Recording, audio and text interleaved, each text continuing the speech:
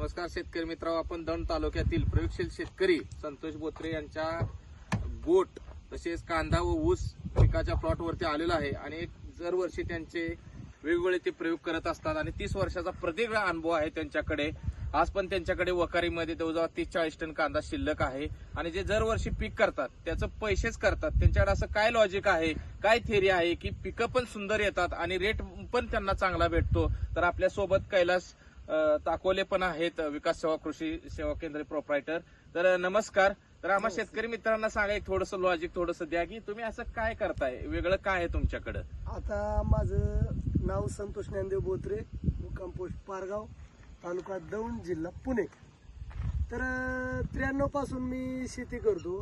तर माझा वैयक्तिक अनुभव असा आहे की दरवर्षी शेतकऱ्यांनी आपल्याला आलेला अनुभव, अधिक नवनवीन येणारं तंत्रज्ञान, ह्याचा वापर आपल्याकडं कायम शिकण्यासाठी करून तो आपल्या रोजच्या दैनंदिन जीवनात शेती करत असताना कसा वापरता येईल.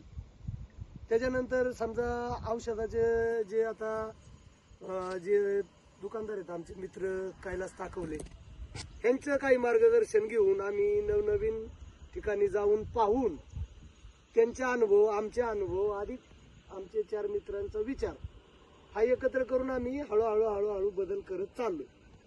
तर आता हे 30 गुंठ्यामध्ये हे गोट लागवड दरवर्षी आम्ही थोडं वाढवत चाललोय आणि आता 30 गुंठ्यामध्ये कांदा गोट लागवड केलेलं आहे.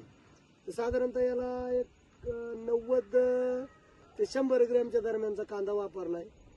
जास्तीत जास्त कांदा हा 1 डोळ्याचा कसा येईल याचा विचार केलेला आहे. इथं 2 कांद्या म्हणजे उभ्या लाईन मधलं अंतर 1 फुटाचं ठेवलंय, आडव्या लाईन मधलं अंतर 1.5 फुटाचं ठेवलंय आणि 8 फुटाचा सारा काढून त्याच्यामध्ये 4 लाईन लावलेत. 4 लाईन लावलेत. गोटाला पाणी ज्यादा दिल्याच्या नंतर खाली गोट सडतं म्हणून ड्रिपनी पाणी देण्याचं त्याला पहिल्यांदा 1 पाणी दिलं होतं पाठपाठी. त्याच्यानंतर ड्रिपनी पाणी देऊन कमीत कमी म्हणजे समजा 30 गुंठ्याला 1 तासभर पाणी द्यायचं की कमी पाणी दिल्याच्या नंतर खाली कांद्याचा जो कंद आहे तो सडत नाही. सडला नाही की त्याला इतर ज्या काही फुटवे बुरशी आहे किंवा त्याला पिळ येते, पिवळं पडतंय, ते उपटून टाकावं लागते खाली सडल्याच्या नंतर. आणि मग ह्याला त्या पद्धतीने हे नियोजन केलंय. साधारणतः 1200 किलो आम्ही त्याच्यामध्ये कांदे वापरलेले आणि 90 ते 100 ग्रॅमच्या दरम्यान कांदा घेतला होता. लावायच्या टायमाला घेतलेला कांदा M45 22 तीन आणि हमला त्याच्यामध्ये कापून बुडवला आणि तो लावला असा बरोबर असं अंतर 1 फूट घेतलंय. प्रत्येक कांद्याचं अंतर 1 फूट आहे. तर एका वाफ्यात साधारणतः 720 ते 730च कांदे तुम्हाला प्रत्येक वाफ्यात मोजून पाहायला मिळतील. म्हणजे ही 1 लाईन आपण पाहिली बरोबर तर ती तेवढेच कांदे मिळणार आणि एका वाफ्यात असे हे जवळजवळ 21 वाफे आहेत. त्याच्यामुळे मी इथं 15,000 कांदे लावले आणि हे सगळं म्हणजे आता हे आबांनी सांगितल्या पद्धतीने हे नियोजन केलं.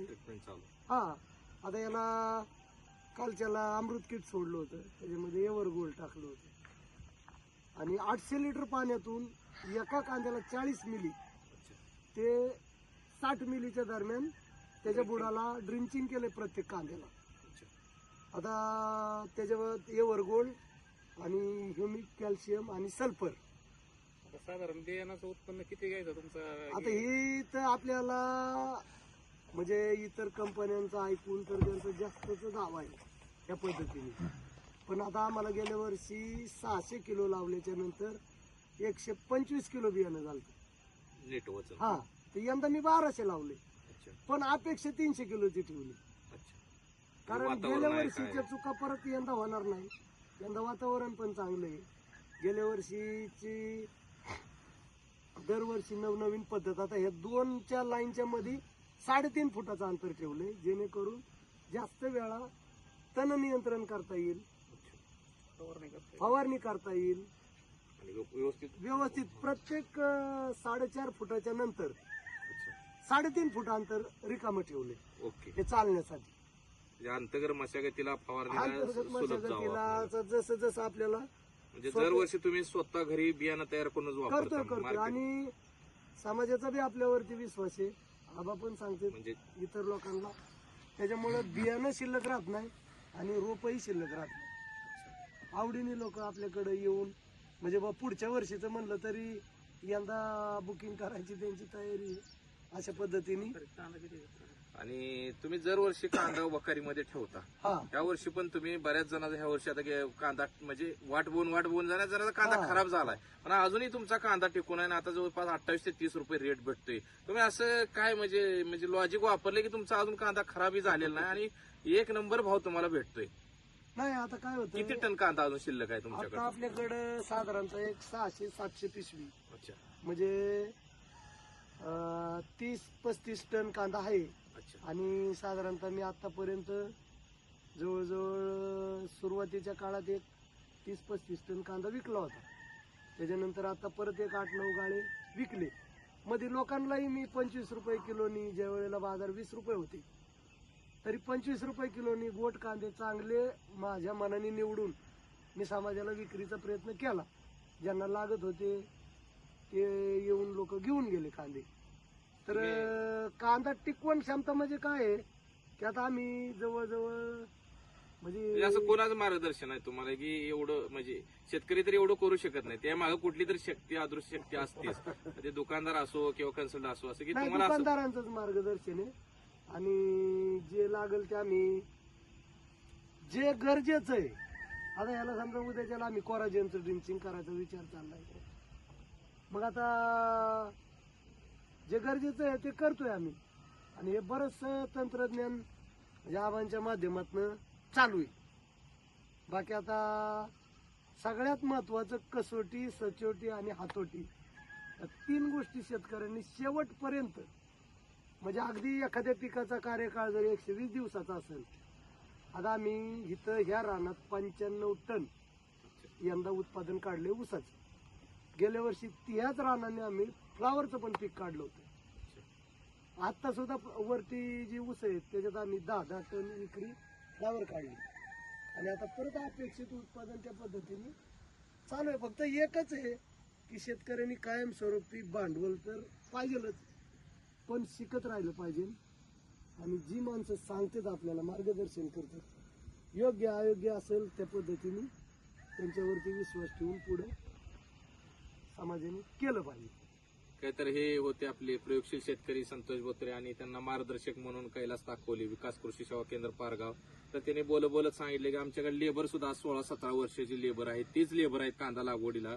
म्हणजे त्यांनी जो विश्वास दाखवलेला आहे आणि स्वतःच जो बियाणं शेतातलं वापरतात आणि आसपास बी परिसरात जे ते त्यांचं शिल्लक राहिलेलं बियाणं इतर शेतकऱ्यांना ते देतात अगदी खात्रीने, की त्यांच्याकडे 2-2 वर्षाचं बुकिंग राहते बियाणासाठी. ऊसाचं उत्पन्न सांगितलं. एकंदरीत ह्यांच्याकडून जाणून आलं की ह्यांनी प्रयोगशील मी शब्द वापरण्याचा उद्देश काय की ह्यांनी जी पिकं करताना जी पद्धत वापरली पिकाची मल्टी क्रॉप म्हणजे विविध पिकं, पण विविध पिकामध्ये त्यांनी लांब मुळं, छोटी मुळं जे पिकं ही पिकं निवडलेली आहेत, त्यामुळे जमिनीचा पण प्रत चांगला राहतोय, जमिनीचं आरोग्य चांगलं राहतंय.